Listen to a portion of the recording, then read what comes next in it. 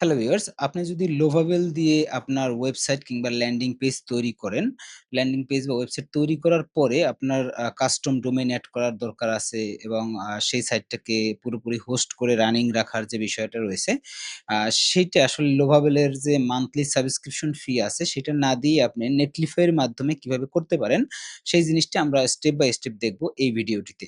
তবে একটা কথা এখানে আমি বলে রাখি যে আপনার ওয়েবসাইটটি যদি ব্যাকএন্ড এর কাজ থাকে বা সেখানে ডাটাবেজের বিষয় থাকে, সেই ক্ষেত্রে কিন্তু আপনাকে আ লোভাবেল ইউজ করতে হবে। কারণ যদি আপনি আ যেহেতু লোভাবেল ইউজ করলে কি হয়, আপনার সাইটে যখন আপনি একটা সাইট ক্রিয়েট করতে শুরু করবেন, তখন দেখবেন যে লোভাবেল হচ্ছে গিয়ে এর যে আ ক্লাউড আছে, লোভাবেল ক্লাউড, এটা আপনি ইউজ করবেন কিনা সেই পারমিশনটা চায়।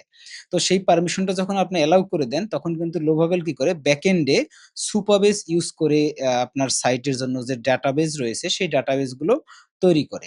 ঠিক আছে? তো আপনি যদি নেটলিফাই তে হোস্ট করেন আপনার এরকম একটা সাইট যেটা হচ্ছে গিয়ে লোভাবেলের যে ক্লাউড আছে সেখানে ডাটাবেজ রয়েছে, সেই ক্ষেত্রে কিন্তু আপনি কিছু প্রবলেমে পড়তে পারেন। বাট সেটা যদি আপনি না চান, একদম পুরোপুরি ইন্ডিপেন্ডেন্ট থাকতে চান, সেক্ষেত্রে আপনাকে যেটা করতে হবে সেটা হচ্ছে গিয়ে আপনাকে আ সুপারবেজের আ ভিতরে গিয়ে অর্থাৎ সুপারবেজের ওয়েবসাইটে গিয়ে আপনাকে একটা অ্যাকাউন্ট করতে হবে। আ সেখানে সেই অ্যাকাউন্টটা হচ্ছে গিয়ে আপনার লোভাবেল প্রজেক্টের সাথে কানেক্ট করে দিলে, লোভাবেল হচ্ছে গিয়ে যত ব্যাকএন্ড এর যে কাজ আছে, ব্যাকএন্ড এর ডাটাবেজের যে বিষয়গুলো রয়েছে, সেই জিনিসগুলো কিন্তু হোস্ট করবে হচ্ছে গিয়ে আপনার সুপারবেজ অ্যাকাউন্টে। এবং এই ধরনের প্রজেক্ট কিন্তু খুব ইজিলি আপনি সুপারবেজের যে ফ্রি টায়ার রয়েছে এটা ইউজ করে মোটামুটি যদি ছোট প্রজেক্ট হয়, সেক্ষেত্রে কিন্তু আপনি একদম ফ্রিতে রান করে রাখতে পারবেন। আপনি হচ্ছে গিয়ে লোভাবেলের ভিতরে তৈরি করবেন, সুপারবেজের মধ্যে আপনার ডাটাবেজ থাকবে এবং নেটলিফাইতে আপনি হচ্ছে গিয়ে সেটাকে হোস্ট করে সেখানে কাস্টম ডোমেইন এড করে রেখে কিন্তু কমপ্লিটলি আপনার ওয়েবসাইটটা আপনি চালাতে পারবেন। ঠিক আছে? তো আ এটা হচ্ছে গিয়ে একটু টেকনিক্যাল। আপনার যদি অলরেডি ওয়েব ডেভেলপমেন্ট বা প্রোগ্রামিং এর সাথে রিলেটেড কোনো পারসন হন, অবশ্যই আপনি হয়তো জানেন যে আমি আসলে কি বলতে চাচ্ছি। আর আমি আরো ডিপলি বিস্তারিত বলতে চাচ্ছি না এইজন্য যে অনেকেই আছে এই জিনিসটা হয়তো তারা বুঝতে পারবে না। অনেকে এখন আ সময়টা এমন একটা সময় চলে আসছে, এখন ভাইব কোডিং বা এই লোভাবেলের মতো আ যে প্ল্যাটফর্ম রয়েছে, এগুলো ইউজ করে কিন্তু যে কেউ ন্যাচারাল ল্যাঙ্গুয়েজ দিয়েই কিন্তু একটা ওয়েবসাইট ল্যান্ডিং পেজ বা এমন একটা ওয়েব অ্যাপ্লিকেশনও কিন্তু তৈরি করে ফেলতে পারে। ঠিক আছে? তো তাদের জন্য আসলে এই ভিডিওটি, যারা হচ্ছে গিয়ে টেকনিক্যালি জানেন এবং তারা হয়তো আমায় কি বলেছি এতক্ষণ নেটলিফাই তারপরে সুপারবেজ নিয়ে সেটা বুঝতে পেরেছেন। আর যদি আপনি ওইরকম প্রোগ্রামিং রিলেটেড কোনো পারসন না হয়ে থাকেন, সেক্ষেত্রে আমি একদম সহজ করে আপনাকে যেটা বলব সেটা হচ্ছে গিয়ে আপনার ওয়েবসাইটটার ২ টা পার্ট থাকে। একটা পার্ট হচ্ছে গিয়ে আপনার ফ্রন্ট এন্ড এ ইউজার যেটা দেখতে পাচ্ছে। আর একটা পার্ট থাকে ব্যাক এন্ড এ যেটা হচ্ছে গিয়ে ডাটাবেজ, অর্থাৎ ইউজার যে ইনপুট গুলো দিচ্ছে আপনার ওয়েবসাইটের যে ফাইল রয়েছে বা আপনার ওয়েবসাইটের যে ফাংশন রয়েছে, সেখানে অনেক কাজ থাকে যেগুলো হচ্ছে গিয়ে ডাটাবেজের মধ্যে আপনার ম্যানেজ করতে হয় এবং সুপারভাইজার এস ফাংশন থাকে সেখানে। এরকম বেশ কিছু জিনিস আছে। তো আ আমি সংক্ষেপে যে জিনিসটা আপনাকে দেখাবো সেটা হচ্ছে যে এই ধরনের একটা ল্যান্ডিং পেজ, যেমন এটা আমি এক কথায় একটা স্ট্যাটিক ল্যান্ডিং পেজই বলতে পারি এটাকে। কারণ এটার ব্যাকএন্ড এ তেমন কোনো ফাংশনালিটিস কিছুই করা নেই। তো আমি এটা কেন দেখাচ্ছি যে তাইলে আপনি এটা দেখাচ্ছেন কেন? কোয়েশ্চেন হলে সেক্ষেত্রে আমি বলব যেটা যে আপনি একটা ল্যান্ডিং পেজ হয়তো আপনার দরকার আছে। আপনার ফুল ফিচারড একটা অ্যাপ্লিকেশন দরকার নাই। সেই ক্ষেত্রে আপনি একটা ল্যান্ডিং পেজ খুব ইজিলি লোভাবেল এর মধ্যে তৈরি করে কিভাবে সেটাকে নেটলিফাই তে হোস্ট করে আপনার কাস্টম ডোমেইন এড করে সেটাকে আপনি চালু রাখতে পারেন। তো সেই জিনিসটা আমি কিন্তু এখানে দেখাতে চাচ্ছি। ঠিক আছে? তো যদি আরো ডিপলি আপনারা সুপারবেজ এর সাথে এটা কিভাবে কাজ করবে, সেইসব বিষয়গুলা ডাটাবেজ কিভাবে ম্যানেজ করবেন, সেই জিনিসগুলা এই ভিডিওতে আমি দেখাবো না। যদি ঐরকম কোনো কিছু দরকার হয় অবশ্যই কমেন্ট করবেন। আমি হচ্ছে গিয়ে নতুন আরেকটা ভিডিও তৈরি করে আপনাদেরকে দেখানোর চেষ্টা করব। তো অনেক কথা বললাম। আ চলুন আমরা স্টেপ বাই স্টেপ দেখি। দেখেন এখানে আমি জাস্ট সিম্পল কিছু প্রম্পট দিয়ে এই যে একটা ল্যান্ডিং পেজ, আমি একটা ডামি ল্যান্ডিং পেজ তৈরি করেছি। তো এটাকে আমি লোভাবেলের এই যে অ্যাকাউন্টে আমি করেছি, যে ওয়ার্ক স্পেসটার মধ্যে করেছি, এটা একটা ফ্রি ওয়ার্ক স্পেস। এখানে মাত্র ৫ ক্রেডিট আছে এবং এটা আমি তৈরি করার জন্য তো আসলে ৫ ক্রেডিটে হয় না। সেক্ষেত্রে আমাদের যে লোভাবেল পাওয়ার কিটস এক্সটেনশন রয়েছে, এই এক্সটেনশনটা ইউজ করেছি আমি। যেটা দিয়ে আপনি হচ্ছে গিয়ে লোভাবেল ফ্রিতেই ইউজ করতে পারবেন। আনলিমিটেড প্রম্পট দিতে পারবেন এবং আপনার যেকোনো ওয়েবসাইট, ল্যান্ডিং পেজ বা ওয়েব অ্যাপ্লিকেশন সবকিছুই আপনি তৈরি করতে পারবেন। সেক্ষেত্রে লোভাবেলের যে ক্রেডিট থাকে সেই ক্রেডিট আর আপনার কেনা লাগবে না বা সেই ক্রেডিট আপনার খরচ হবে না। যে ৫ ক্রেডিট ওরা ফ্রিতে দেয় সেটা দিয়েই কিন্তু আপনি কাজ করতে পারবেন। এটা হচ্ছে আমাদের এক্সটেনশনের বিষয়। তো এরপরে আ যেমনটা আমি এখানে তৈরি করেছি। এরপরে আমি যেটা করব এই প্রজেক্টটাকে আমি এন GitHub এ কানেক্ট করব ১ম এ। তো আপনার যদি GitHub অ্যাকাউন্ট অলরেডি থাকে দ্যাটস টোটালি ফাইন। জাস্ট আপনি হচ্ছে গিয়ে আপনার ব্রাউজারে GitHub টা মানে লগইন করে নিবেন। আর যদি GitHub এর অ্যাকাউন্ট না থাকে তাহলে আপনি হচ্ছে GitHub এর ওয়েবসাইটে চলে যাবেন। সেখানে গিয়ে একটা অ্যাকাউন্ট তৈরি করে নিবেন। ঠিক আছে? এই যেমন আমি এখানে GitHub এর ইয়েতে চলে আসছি, আমার ড্যাশবোর্ডে চলে আসছি। যদিও আমি এখান থেকে যদি আমি লগ আউট করি, যেমন আমি যদি লগ আউট করি তাহলে দেখবেন যে আমাকে আ আমি GitHub এর যে মেইন পেজ আছে সেখানে চলে যাবো। আ আচ্ছা আমার এটা লগ আউট হয়নি। আমি আবার লগ আউট করে নেই। আচ্ছা, তো আমাকে বলছে সাইন আউট ফ্রম অল আচ্ছা আমি একদম অল অ্যাকাউন্টস থেকে এই যে দেখেন সাইন আউট করে কমপ্লিটলি সাইন আউট করে আমি কিন্তু আ GitHub এর ওয়েবসাইটে চলে আসছি। তো এরকম GitHub এর ওয়েবসাইটে এসে আপনি হচ্ছে গিয়ে সাইন আপ করে নিবেন আপনার যে প্রয়োজনীয় ইনফরমেশন দিয়ে অথবা Google এ ওয়ান ক্লিক কিন্তু সাইন আপ এখানে করা যাচ্ছে। ঠিক আছে? তো এটা আপনি করে নিবেন। তো ধরে নিলাম হয়তো আপনি এটা করে ফেলছেন। যদি না করেন তাহলে ভিডিওটি পজ করে এখানে আপনি GitHub এর ওয়েবসাইটে গিয়ে একটা আ অ্যাকাউন্ট তৈরি করে ফেলেন। ঠিক আছে? তো আমি এবার হচ্ছে গিয়ে আমার অ্যাকাউন্টটা এখানে আমি লগইন করব GitHub এ। লগইন করে হচ্ছে এরপরে আমি স্টেপ বাই স্টেপ আপনাকে দেখাবো। তো আমি লগইন করে ফেলি এইখানে। আমার অ্যাকাউন্টটা আমি লগইন করে ফেললাম। আচ্ছা, এই যে দেখেন আমার অ্যাকাউন্টে লগইন হয়ে গেছে। তো লগইন হলে আমি হচ্ছে গিয়ে লোভাবেলে ফিরে আসবো। লোভাবেলে ফিরে এসে এখান থেকে আমি যাবো সেটিংস এর মধ্যে যাবো। সেটিংস এর মধ্যে গেলে দেখেন এই যে গিট নামে একটা অপশন আছে। এখানে ক্লিক করলে ২ টা অপশন আছে। দেখেন GitLab আরেকটা GitHub। যেহেতু আমরা GitHub এর সাথে কানেক্ট করব, তো আমি জাস্ট এখানে সিম্পল ক্লিক করব GitHub এবং এখানে দেখেন একটা বাটন আসছে এড কানেকশন। আমি এড কানেকশন এ ক্লিক করলে আমাকে হচ্ছে গিয়ে যে আমি কোন GitHub টা আমার এইখানে কানেক্ট করতে চাচ্ছি সেই যে আ GitHub এর অ্যাকাউন্টটা এখান থেকে আমাকে সিলেক্ট করতে বলতেছে। তো আমি আমার অ্যাকাউন্টটা এখানে যেহেতু আমি লগইন করা আছে, এটা আমি করে নিলাম। আপনাদের ক্ষেত্রে যদি এরকম না আসে কানেক্ট করার অপশন তাহলে আপনি ১ম এ কানেক্টটা করে নিবেন। তো এবার দেখেন আমার কিন্তু এখানে এই যে কানেক্ট হচ্ছে GitHub এর সাথে Lovable এর যে ইন্টিগ্রেশনটা জাস্ট সিম্পল মানে ক্লিক করেই কিন্তু হয়ে যাবে। তো এখন দেখেন এইটা করার পরে আমাকে একটা লিঙ্ক এইখানে দিয়েছে। এই যে দেখেন একটা লিঙ্ক দিয়েছে। তো এই লিঙ্কে যদি আমি যাই, এবার যদি দেখেন এই লিঙ্কে যদি আমি যাই তাহলে কিন্তু আমার যে এই যে প্রজেক্টটা আছে, সেই প্রজেক্টটা আমি এবার আমার GitHub এ দেখতে পাবো। অর্থাৎ কি হবে আমি ওইখানে কানেক্ট এ ক্লিক করার সাথে, সাথে Lovable কি করছে আমার ওই Lovable এর প্রজেক্টটা GitHub এ পুশ করে দিছে। এই যে দেখেন আমার যে ল্যান্ডিং পেজ ছিল, সেই ল্যান্ডিং পেজের যে কোড সেটা কিন্তু এখানে চলে আসছে এবং এই যে দেখেন আ মাত্র এই যে ১৬ মিনিট আগে এটা আসছে এখানে। মানে লাস্ট এডিট করা হইছে। Lovable দিয়ে এডিট করা হইছে। সবকিছু কিন্তু এখানে চলে আসছে। মানে আমার পুরো প্রজেক্টটা এবার Lovable এর মধ্যে চলে আসছে। তো আ এখন দেখেন এটা যখন হয়ে গেছে, এবার আমাদের কাজ কি? আমরা হচ্ছে Netlify তে গিয়ে এই প্রজেক্টটাকে ঐখানে হোস্ট করব। অর্থাৎ Netlify তে হোস্ট করব এবং Netlify থেকে আমাদের এই ল্যান্ডিং পেজের যে ফ্রন্ট এন্ড যেটা আছে, সেটা ঐখান থেকে আমাদের চলবে। তো সেটা করার জন্য এইখানে আমাদেরকে আরেকটু কাজ করে নিতে হবে। ১ম এ Lovable এর মধ্যে একটু কাজ করে নিতে হবে। Lovable এর এই প্রজেক্টটা Netlify এর জন্য ১ম এ রেডি করে ফেলতে হবে। ঠিক আছে? তো আপনি জাস্ট সিম্পল যদি প্রম্পট দেন যে আমার ল্যান্ডিং পেজটা আমি Netlify তে হোস্ট করতে চাই, আমি কি করব? জাস্ট এরকম সিম্পল প্রম্পট দিলেও একদম ন্যাচারাল ল্যাঙ্গুয়েজ এ আপনাকে কিন্তু Lovable বলে দেবে যে স্টেপ বাই স্টেপ তুমি এটা করো। ঠিক আছে? তো এই যে দেখেন আমি এখানে সেই প্রম্পটটা দিয়েছিলাম এবং আমাকে কিন্তু এখানে সে ইনস্ট্রাকশন দিয়েছে। তো যদিও আমি ইনস্ট্রাকশনটা আ ইউস করতে পারি ম্যানুয়ালি অথবা আমি Lovable কে এবার বলতে পারি যে a make this project ready to host on Netlify। তো আমি Lovable কে জাস্ট এখানে বলে দিলাম যে, "এই প্রজেক্টটা আমি Netlify তে হোস্ট করতে চাচ্ছি। তুমি আমাকে সেইভাবে এটাকে রেডি করে দাও।" কারণ কি এখানে দেখেন Lovable কি করতেছে, Lovable আপনি যখন ইউজ করেন, তখন Lovable ব্যাকএন্ড এ হচ্ছে গিয়ে Vite ইউজ করে প্রোগ্রামিং ল্যাঙ্গুয়েজ হিসেবে।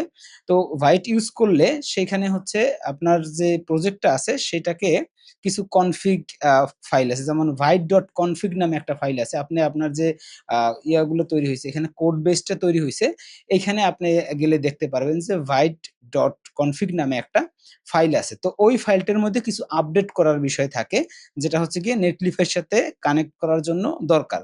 তো সেই জিনিসটা হচ্ছে গিয়ে লোবাবেল এখানে আপনাকে করে দিবে যখন আপনি তাকে বলবেন যে make this project ready to host on Netlify, বা এরকম ভাবে আপনি কিছু বলবেন, বা বাংলায় যদি বলেন, লোবাবেল যেহেতু এগুলো বাংলা সাপোর্ট করে, বাংলা বুঝতে পারে, সেক্ষেত্রে আপনি বাংলায়ও বলতে পারেন, কোনো সমস্যা নাই।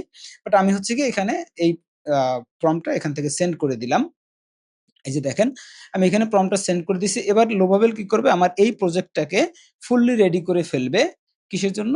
নেটলিফাইতে হোস্ট করার জন্য। ঠিক আছে? সেটা করা হয়ে গেলে আ অটোমেটিক্যালি কিন্তু এখানে আমরা যতবারই আপডেট করব, যেহেতু আমাদের প্রজেক্টটা হচ্ছে গিয়ে নেটলিফাই GitHub এর সাথে কানেক্ট হয়ে গেছে। তো আমরা এবার যতবারই এখানে আপডেট করব, GitHub এ কিন্তু অটোমেটিক কমিট হতে থাকবে, পুশ হতে থাকবে আমাদের কোড বেসটা। ঠিক আছে? এই যে দেখেন, আ ও netlify.toml নামে একটা ফাইল তৈরি করতেছে, সেখানে কোড লিখতেছে। ঠিক আছে? কারণ এটাও দরকার। এই যে দেখেন, এখানে কিন্তু সেটা করে ফেলছে। ঠিক আছে? তো এখন আ এইটা করার পরে সে কিন্তু আমাদেরকে বলছে যে ডান, প্রজেক্ট ইস নাও নেটলিফাই রেডি। ঠিক আছে? byte.config.ts, এই যে দেখেন, এটাও এড করছে। তারপরে হচ্ছে গিয়ে netlify.tml যে ফাইলটা, সেটা এই যে netlify.tml, এই ফাইলটাও কিন্তু তৈরি করে ফেলছে। তো এখন আমাদের যেটা করা লাগবে, netlify এর মধ্যে আমরা গেলে যখন এটাকে আমরা বিল্ড করব, তখন হচ্ছে কি আমাদের আরো কিছু কমান্ড আছে এখানে, সেটাও সে দিয়ে দিছে। তো আমরা সেগুলো দেখব একটু পরে স্টেপ বাই স্টেপ। তো আমরা এখানে এবার GitHub এ চলে আসি। GitHub এ এসে আমরা দেখব যে আমাদের প্রজেক্টটা এখানে পুশ হয়েছে কিনা। এই যে দেখেন, আমি এই যে দেখেন ১ মিনিট আগে জাস্ট নাও হচ্ছে গিয়ে আমার এটা কিন্তু এখানে পুশ হয়ে গেছে। মানে এটা অটোমেটিকই হতে থাকবে। আপনি যখনই আপডেট করবেন, লোয়াবেল কি করবে? সাথে সাথেই আপনার আপডেটটা নেটলিফাই তে GitHub এর মধ্যে পুশ করে দেবে। তো এখন আমাদের নেক্সট যে কাজ, সেটা হচ্ছে আমরা এবার নেটলিফাই তে চলে যাব। নেটলিফাই তে গিয়ে আমরা সেখানে যদি আমাদের অ্যাকাউন্ট থাকে, ওয়েল ফাইন, আপনি সেই অ্যাকাউন্টে লগইন করে নিবেন।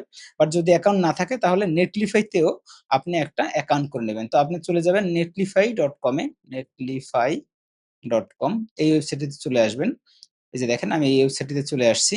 তো এখানে এসে আপনার যদি অ্যাকাউন্ট না থাকে, তাহলে আপনি সাইন আপ করে নিবেন। আর যদি অ্যাকাউন্ট থাকে, তাহলে সেই অ্যাকাউন্টে লগইন করে নিবেন। তো আমার যেহেতু অ্যাকাউন্ট আছে অলরেডি, সেক্ষেত্রে আমি হচ্ছে আমার সেই অ্যাকাউন্টে লগইন করে নেব। যে দেখেন, এই আমার অ্যাকাউন্টে লগইন হয়ে গেছে।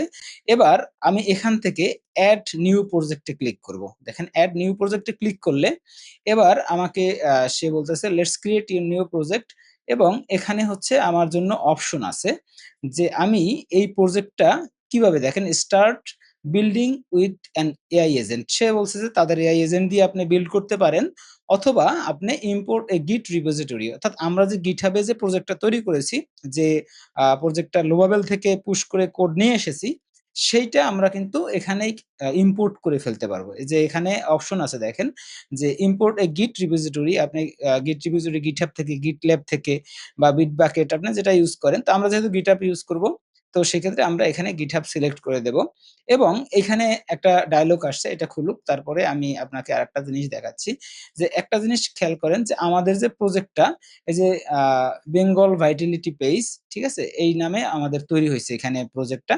তো ঠিক একইভাবে আপনার মনে রাখতে হবে যে আপনার যে প্রজেক্টটা, সেই প্রজেক্টটার নামটা আপনার কিন্তু খেয়াল রাখতে হবে। যদি আপনার একাধিক অনেকগুলো প্রজেক্ট থাকে আ GitHub এর মধ্যে, ঠিক আছে? সেক্ষেত্রে আপনাকে নেটলিফ এর মধ্যে চুজ করতে হবে যে কোন প্রজেক্টটা।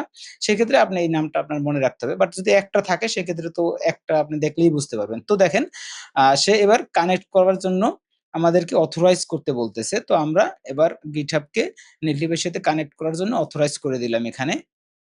অথরাইজড করে দিলে এবার হচ্ছে নেক্সট স্টেপে কিন্তু ওই ডায়ালগটা বন্ধ হয়ে গেছে। দেখেন, অটোমেটিক বন্ধ হয়ে গেছে। এবার আমাদের যে প্রজেক্ট গুলো আছে, সব প্রজেক্ট এখানে শো করবে। ঠিক আছে? আমাদের GitHub এর মধ্যে যে প্রজেক্ট গুলো আছে, রিপোজিটরি আছে, সেগুলো শো করবে। তো এখান থেকে আমরা কি করব? আমাদের যে প্রজেক্টটা আছে, সেটাকে জাস্ট সার্চ করে খুঁজে নিলেই হবে। তো আমি এখানে সার্চ রিপো দিলাম। এই যে দেখেন, সার্চ রিপো দিলে এবার আমার সেই রিপোটা কিন্তু এই যে এখানে দেখা যাচ্ছে। দেখেন, এবার নেটলিফাই যেহেতু কানেক্ট করে ফেলছি, নেটলিফাই এর মধ্যে কিন্তু আমাদের প্রজেক্টটা দেখা যাচ্ছে। আমাদের GitHub এর প্রজেক্টটা দেখা যাচ্ছে। তো এটা আমরা কি করব? জাস্ট সিলেক্ট করে দেব। দেখেন কত সহজ হয়ে গেছে, কত ইজি হয়ে গেছে। ঠিক আছে? তো আমরা যে নামটা আছে, সেই নামটা এখানে দিয়ে দিলাম। জাস্ট আমি আ সিম্পল এইটাই দিয়ে দেই। ঠিক আছে? বা আমি যদি এখানে অন্য কোনো কিছু নাম দিতে চাই তাও কোনো সমস্যা নাই। আমি এটা যেহেতু বিটরুটের একটা ল্যান্ডিং পেজ ছিল ডেমো, তাইলে আমি এখানে লিখতে পারি বিটরুট আ আচ্ছা আমি এখানে বিটরুট এলপি ডেমো। ঠিক আছে? জাস্ট আমি এই নামটা দিলাম বিটরুট এলপি ডেমো অর্থাৎ বিটরুট ল্যান্ডিং পেজ ডেমো। এটাকে আমি সংক্ষেপে করে এভাবে দিলাম। এরপরে এখানে আমাদেরকে লোভাবেলের মধ্যে কিছু ইনস্ট্রাকশন দিয়েছিল দেখেন। এখানে বলছিল যে to deploy push your code to GitHub আমরা GitHub এ পুশ করেছি। তারপরে বলছে যে আ তারপরে on app.netlify.com এটাও আমরা করেছি। add new site এটা আমরা করেছি। import from git এটাও করেছি। pick your repo আমরা রিপোটাকেও সিলেক্ট করে নিয়েছি। এবার netlify will auto detect the settings from netlify TML অর্থাৎ আমরা যে netlify TML যে ফাইলটা এখানে করেছিলাম সেটা সে অটো ডিটেক্ট করবে সেটাও আমাদেরকে বলে দিয়েছে। add any environment variable ঠিক আছে? অর্থাৎ আমি ১ম এই আপনাদেরকে একটা কথা কিন্তু বলেছিলাম যে আপনার যদি ব্যাকএন্ড থাকে সুপারবেস এড করা থাকে সেক্ষেত্রে এনভায়রনমেন্ট ভেরিয়েবল থাকবে সেই ডাটাবেসকে ম্যানেজ করার জন্য যেটা হচ্ছে গিয়ে আপনি আ সুপারবেস থেকেই পাবেন। ঠিক আছে? সেই কথাটা কিন্তু সে এখানে বলছে যে এড এনি এনভায়রনমেন্ট ভেরিয়েবল অর্থাৎ যদি কোনো এনভায়রনমেন্ট ভেরিয়েবল থাকে সেটা এড করতে। তো যেহেতু আমাদের এই প্রজেক্টটা ওই রিলেটেড না অর্থাৎ আমাদের কোনো এনভায়রনমেন্ট ভেরিয়েবল নাই, সেই ক্ষেত্রে আমরা কি করব এইটাকে আমরা স্কিপ করে যাবো এই স্টেপটাকে। ঠিক আছে? আপনার যদি ব্যাকএন্ড থাকে বা আপনার সুপারবেস যদি আলাদা করে কানেক্ট করা থাকে তাহলে অবশ্যই আপনাকে সেই ইনফরমেশন গুলো নেটলিফাই তে দিতে হবে যাতে করে হচ্ছে আপনার প্রজেক্টটা পুরোপুরি সিঙ্ক হয় আপনার ডাটাবেজের সাথে। আচ্ছা এরপরে আ আমাদেরকে এখানে আচ্ছা এখানে আরেকটু ইনস্ট্রাকশন আমাদেরকে দিয়েছিল। আ যেটা হচ্ছে এই যে দেখেন এখান থেকে আ আচ্ছা এই যে উপরের দিকে দেখেন এখানে আমাদেরকে বলছে যে npm run build publish dir তারপরে dist ঠিক আছে? নোড এর ভার্সন 20 সিলেক্ট করতে বলছে। আচ্ছা এই জিনিসটা আমাদের এখন লাগবে। তো দেখেন আমি এখানে এসে এবার ব্রাঞ্চ আমার মেইন থাকবে। ঠিক আছে? বেসড ডিরেক্টরি আমার কিছু লাগবে না। এই যে দেখেন build command npm run build ঠিক আছে? তো এই জিনিসটা কিন্তু আমাদেরকে এইখানে বলে দিয়েছিল যে npm রান বিল্ড অর্থাৎ আমাদের বিল্ড কমান্ড হবে কি npm রান বিল্ড তারপরে পাবলিশ dir হবে কি dist এইটাও আমি এখান থেকে সিলেক্ট করে নেই এখানে এটা দিয়ে দেব। আচ্ছা এটা অলরেডি অটোমেটিক চলে আসছে। আচ্ছা এরপরে ফাংশন ডিরেক্টরি যদি আমাদের কোনো এক্সট্রা ফাংশন ডিরেক্টরি থাকতো আমরা এখানে কানেক্ট করে দিতাম। এরপরে আমাদের আর এখানে কিছু লাগবে না এবং এনভায়রনমেন্ট ভেরিয়েবল এর কথা যেটা বলছে আপনাদের যদি সেই এনভায়রনমেন্ট ভেরিয়েবল থাকে সেক্ষেত্রে এইখানে আপনারা হচ্ছে গিয়ে এনভায়রনমেন্ট ভেরিয়েবল এড করবেন যে এড কি ভ্যালু পেয়ার্স এটা এইভাবে দিলে আপনাদের সেই এনভায়রনমেন্ট এর নেম এবং হচ্ছে গিয়ে ভ্যালুটা এখানে দিয়ে আপনারা কানেক্ট করতে পারবেন।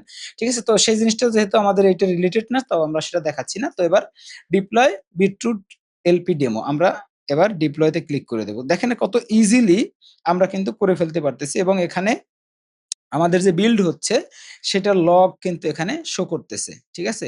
যদি কোনো এরর আসে বা কোনো কিছু সমস্যা হয় সেটা কিন্তু আমরা এখানে দেখতে পারবো এবং সেই সমস্যাটা আমরা কিন্তু লুভাবেলকে দিয়ে ফিক্স করেও নিতে পারবো। ঠিক আছে? এই যে দেখেন ফুল যে লগ আছে ফুল লগটা কিন্তু এখানে শো করতেছে। আমাদের ইনিশিয়ালাইজিং হয়ে গেছে, বিল্ডিং হয়ে গেছে। এখন কিন্তু সে ডিপ্লয় করতেছে। আচ্ছা, তারপরে ক্লিন আপ হচ্ছে।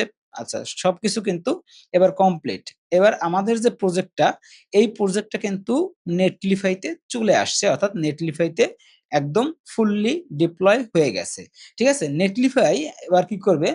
আপনাকে এই প্রজেক্টের ওভারভিউতে গেলে দেখবেন যে একটা ইউআরএল দিবে। এই যে দেখেন আমাকে একটা ইউআরএল দিয়েছে। আমি যদি এবার এই ইউআরএলটা ভিজিট করি এবং সবকিছু আমার এতক্ষণ যা কিছু করেছি সব যদি ঠিকঠাক থাকে, তাহলে আমার লোভাবেলের মধ্যে যে ল্যান্ডিং পেজটা ছিল, এই যে ল্যান্ডিং পেজটা এই ল্যান্ডিং পেজটা এবার আমার নেটলিফাই দিয়েই আমি যে ডোমেইনটা দিয়েছে সেই ডোমেইনে আমি দেখতে পাবো। যদি সব ঠিকঠাক থাকে বাট কোনো সমস্যা কিছু হলে সেক্ষেত্রে কিন্তু আমার এরর আসতে পারে, যা কিছু আসতে পারে ওইটা আমরা দেখব। তো চলুন আমরা এটাকে ভিজিট করি। আমি জাস্ট ওই লিংকে ক্লিক করলাম। এবার দেখেন আমার পুরো প্রজেক্টটা যেটা আমি যে ল্যান্ডিং পেজটা ওখানে করেছিলাম, সেই ল্যান্ডিং পেজটা কিন্তু একদম কমপ্লিটলি আমার নেটলিফাই থেকে এবার রান হচ্ছে। তো এখন এতে করে আসলে হলো কি? এখন কথা হচ্ছে যে এটা আমরা কেন করব? আমাদের তো লোভাবেলের মধ্যে অলরেডি আছে। লোভাবেলে যদি পাবলিশ করি, লোভাবেলও কিন্তু নেটলিফের মতো করে আমাদেরকে একটা ইউআরএল দিচ্ছে, তাহলে আমাদের এটা কেন লাগবে? এখন সেই কেনর উত্তরটা আমি প্রথমেই আপনাদেরকে একটু হিন্টস দিয়েছিলাম যে যদি আপনার লোভাভেলের যে মান্থলি সাবস্ক্রিপশন আছে, সেই সাবস্ক্রিপশনটা ধরেন আপনি একটা প্রজেক্ট করলেন, সেটা তো একদিনের জন্য আপনি করবেন না বা ১ মাসের জন্য করবেন না। সেটা তো লং টাইম আপনি সেই প্রজেক্টটা চালাবেন বা রান করবেন। আপনার ওয়েবসাইটটা আপনি রানিং রাখবেন। সেই ক্ষেত্রে প্রতি মাসে, মাসে আপনি যদি আ যে লোভাবেলকে যদি আ টাকা না দিতে চান, সেক্ষেত্রে একটা ফ্রি অল্টারনেটিভ হচ্ছে গিয়ে এই যে প্রসেসটা আমি আপনাকে দেখালাম যে GitHub এ আপনার কোডটা পুশ করে রাখবেন। সেখান থেকে নেটলিফে তে কানেক্ট করে সেটা আপনি আ কমপ্লিটলি হোস্ট করবেন। তো এখন আপনি এইটাও বলতে পারেন যে এখানে তো আমার অলরেডি হোস্ট করাই আছে। তাইলে আবার নেটলিফাই তে কেন? তো এখানে যেহেতু আপনি প্রিমিয়াম আপগ্রেড করবেন না, যেমনটা আমি এই যে অ্যাকাউন্টটা দেখেন, আমার এটা কিন্তু দেখেন একটা ফ্রি অ্যাকাউন্ট, অর্থাৎ ফ্রি একটা ওয়ার্ক স্পেস লোভাবেলের মধ্যে, এবং এখানে আমার ৫ ক্রেডিট আছে। তো যেহেতু আমরা এক্সটেনশন ইউজ করতেছি, সেক্ষেত্রে আমরা আনলিমিটেড প্রম্পট দেব, যা কিছুই করব এখানে আমাদের প্রজেক্টের কাজ করার জন্য, ল্যান্ডিং পেজ, ওয়েবসাইট বা ওয়েব অ্যাপ্লিকেশন যা কিছুই আমরা লোভাবেলের মধ্যে তৈরি করি, সেটার জন্য প্রম্পট দিয়ে করলাম। যেহেতু আমি এটাকে আর আপগ্রেড করতে চাচ্ছি না, সেই ক্ষেত্রে আমি আমার কোড বেসটাকে এখানে নিয়ে আসছি আ ইয়ের মধ্যে, GitHub এর মধ্যে। এখান থেকে আমি নেটলিফাই তে এটাকে হোস্ট করলাম। তো এখন নেটলিফাই থেকে আমার যে ওয়েব অ্যাপ্লিকেশনটা, যেহেতু কোডগুলো আমার আ ইয়েতে আছে, GitHub এ আছে। এখন GitHub থেকে নেটলিফাই এর ভিতরে এসে এটা কিন্তু আমার পুরোপুরি হোস্ট হয়ে গেছে আমার এখানে। এখন এইখানে আমি চাইলে এবার কাস্টম ডোমেইন এড করতে পারবো। যেটা হচ্ছে গিয়ে আমি এইখানে আপগ্রেড না করে, যেমনটা আমি যদি দেখি এখানে দেখেন, আমি যদি এইটাকে পাবলিশ করতে যাই এবং এড কাস্টম ডোমেইন এইটা যদি করতে যাই, তাহলে আমাকে বলতেছে এবার যে কাস্টম ডোমেইন এড করার জন্য তোমার কি করতে হবে? বাই এ নিউ ডোমেইন, এটা প্রো, তারপরে হচ্ছে কানেক্ট এক্সিস্টিং ডোমেইন, সেটাও প্রো। অর্থাৎ আপনার যদি ডোমেইন থাকে, সেটাও আপনার প্রো আপগ্রেড করা লাগবে। যদি আপনি ডোমেইন এখানে কিনতে চান, সেক্ষেত্রেও আপনার প্রো আপগ্রেড করা লাগবে। কারণ এটা হচ্ছে কি তাদের একটা প্রো ফিচার, যেটা হচ্ছে গিয়ে প্রো অ্যাকাউন্টে থাকবে, অর্থাৎ আপনার প্রিমিয়াম অ্যাকাউন্টে থাকবে। বাট নেটলিফ এর মধ্যে আমরা এই যে ডোমেইন ম্যানেজমেন্টে এসে এবার কিন্তু আমরা এখানে ডোমেইন কানেক্ট করতে পারি। এই যে দেখেন, এখানে কিন্তু আমাদের ২ টা অপশন চলে আসছে। বাই এ নিউ ডোমেইন অথবা add a domain you already own. অর্থাৎ আমাদের অলরেডি যদি থাকে আমরা এটা কানেক্ট করতে পারবো। আর যদি না থাকে আমরা এখান থেকে পারচেজ করতে পারবো। ঠিক আছে? তো আপনি যেখান থেকেই এবার ডোমেইন কিনে থাকেন, সেই ডোমেইনটা কিন্তু এখানে আপনি এড করতে পারবেন। জাস্ট এখানে আপনার ডোমেইনটা আপনি দিবেন। ডোমেইনটা দেওয়ার পরে আপনাকে একটা ডিএনএস রেকর্ড দিবে। সেই ডিএনএস রেকর্ডটা আপনার ডোমেইন প্রোভাইডারের ওইখানে এড করে দিবেন ডিএনএস রেকর্ডের মধ্যে। বাস আপনার পুরো সাইটটা কিন্তু ওই ডোমেইনে চলতে থাকবে। এবং আপনার যে লোভাবেলের উপর যে ডিপেন্ডেন্সিটা, সেই ডিপেন্ডেন্সিটা কিন্তু আর থাকতেছে না। ঠিক আছে? তো এই প্রসেসে করে আপনি ফুল একটা ল্যান্ডিং পেজ বা ওয়েবসাইট যা কিছুই হোক, একদম নেটলিফের মধ্যে হোস্ট করে রেখে আপনি কমপ্লিটলি চালাতে পারবেন। এবং নেটলিফের যে ফ্রি যে টিয়ার রয়েছে, অর্থাৎ ফ্রি যে ফিচার গুলো রয়েছে, সেই ফিচারের মধ্যে কিন্তু আপনি মোটামুটি ভালোভাবেই আ করতে পারবেন। যদি আপনার প্রো আপগ্রেড করার প্রয়োজন না হয় সেখানে। কারণ মোটামুটি ছোট প্রজেক্ট হলে আপনি নেটলিফাইতে ফ্রিতেই ইউজ করতে পারবেন। ঠিক আছে? তো সেজন্য আমি যেমনটা আমার এই যে প্রজেক্টটা, যেটা হচ্ছে গিয়ে শুধুমাত্র একটা ল্যান্ডিং পেজ। তো এই ধরনের একটা ল্যান্ডিং পেজ হোক, আপনার পোর্টফোলিও ওয়েবসাইট হোক, ঠিক আছে? যেগুলো আসলে ফ্রন্ট এন্ড এই যে কাজগুলো রয়েছে, ব্যাক এন্ডে ডাটাবেজের তেমন কোনো কাজ নাই। সেই ক্ষেত্রে কিন্তু আপনি খুব ইজিলি এইভাবে করে নেটলিফাইতে হোস্ট করতে পারেন। বাট যদি আপনার ব্যাক এন্ড থাকে, অর্থাৎ আপনার ডাটাবেজের সেখানে দরকার হয়, আপনার একটা অ্যাডমিন প্যানেল থাকে, অর্থাৎ ফুল একটা ওয়েব অ্যাপ্লিকেশন আপনার হয়, ঠিক আছে? এবং সেই ফিচার গুলো থাকে, সেক্ষেত্রে আপনার এই নেটলিফাইতে করতে গেলে আলাদা করে সুপারবেজ ইউজ করতে হবে। যেহেতু সুপারবেজের সাথে লোভাবেল ইন্টিগ্রেশন করা যায়, সেটা করতে হবে। আর যদি আপনি লোভাবেলের মধ্যেও সেটা করেন, ঠিক আছে? সেটাও কিন্তু আপনি কমপ্লিটলি করতে পারেন। কারণ লোভাবেল ক্লাউড আপনাকে ইউজ করতে দিবে এবং সেখানে তারা $25 এর ক্রেডিটও আপনাকে দেয়। বাট সেই ক্ষেত্রে কিন্তু আপনার এই যে কাস্টম ডোমেইন বা অন্যান্য যে ফিচার গুলো রয়েছে, সেগুলো ইউজ করতে হইলে আপনার এখানে মান্থলি সাবস্ক্রিপশন দিয়ে আপগ্রেড করতে হবে। ঠিক আছে? আর এখানে আপনি এবার, যেহেতু আমরা এই প্রজেক্টটা কি করছি, এখানে নেটলিফাইতে হোস্ট করে ফেলছি, আমাদের ল্যান্ডিং পেজ চলে আসছে। এখন আমরা এইখানে লোভাবেলের মধ্যে যত আপডেটই এখানে করব, এই ল্যান্ডিং পেজের যত আপডেট করব, সব আপডেট অটোমেটিক আমাদের যে GitHub আছে, GitHub রিপোজিটরিতে অটোমেটিক পুশ হবে।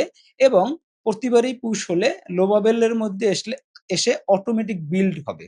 ঠিক আছে? আপনি প্রতিবারই যখন নতুন কোড পুশ করবেন, অর্থাৎ নতুন কোনো আপডেট বা চেঞ্জ আপনি করবেন, তখন হচ্ছে গিয়ে এখানে অটোমেটিক বিল্ড হবে। অর্থাৎ এখানে আপনার আর তেমন কোনো কাজ কিছুই করার দরকার নাই। ঠিক আছে? মোটামুটি আ ইয়া করে হবে। বাট কোনো এরর হয় যদি বা কোনো সমস্যা হয় যদি, সেটা তো আপনি নিজেই দেখতে পারবেন। বাট নরমালি আপনার কোড যদি সব ঠিকঠাক থাকে, কোনো এরর না হয়, নেটলিফাই এর সাথে কোনো কনফ্লিক্ট না করে, সেক্ষেত্রে অটোমেটিক বিল্ড হবে, অটোমেটিক আপনার এখানে চলতে থাকবে। ঠিক আছে? তো এই তো এই ভিডিওটি, এবং আপনার যদি ব্যাকএন্ড এর কাজ-বাজ বা ডাটাবেস ম্যানেজমেন্ট এর বিষয় নিয়ে কোনো প্রশ্ন থাকে, অবশ্যই আপনি আমাদের ভিডিওর নিচে কমেন্টস করতে পারেন, বা সেই ধরনের ভিডিও যদি আপনাদের প্রয়োজন হয়, তাহলে অবশ্যই কমেন্ট করবেন। আমরা নতুন কোনো ভিডিও তৈরি করে আপনাদের দেখানোর চেষ্টা করব। তো এই ভিডিওটা এই পর্যন্তই। আশা করি আপনাদের ভিডিওটা কাজে লাগবে। কারণ হচ্ছে গিয়ে অনেকেই আমাদের কাছে ফোন করে, বা অনেকেই আপনারা হয়তো বলেন যে, "ভাইয়া লোহাবেল তো আসলে আমি ফ্রি অ্যাকাউন্ট ইউজ করতেছি, বা আমি হচ্ছে গিয়ে সেটাকে আপগ্রেড করতে চাচ্ছি না। কিন্তু আমি আ কাস্টম ডোমেইন কিভাবে এড করব?" তো তাদের জন্য স্পেশালি এই ভিডিওটা, যে আপনার যদি এরকম কোনো প্রজেক্ট হয়, সেক্ষেত্রে অবশ্যই আপনি এই ফ্রি মেথডেই কিন্তু আপনার ওয়েবসাইটে বা ল্যান্ডিং পেজ যেটাই হোক, এটা কিন্তু একদম ফুললি রানিং করতে পারবেন আপনার কাস্টম ডোমেইনে। যেটা করতে হবে, আপনার কোডটাকে পুশ করে নিয়ে আসতে হবে GitHub এ। GitHub থেকে নিয়ে যেতে হবে আ Netlify তে, এবং Netlify তে গিয়ে কিন্তু আপনি পুরোপুরি কাজটা করে ফেলতে পারবেন। তো ভালো থাকবেন। দেখা হবে পরের কোনো ভিডিওতে। ততক্ষণ টাটা। By, by.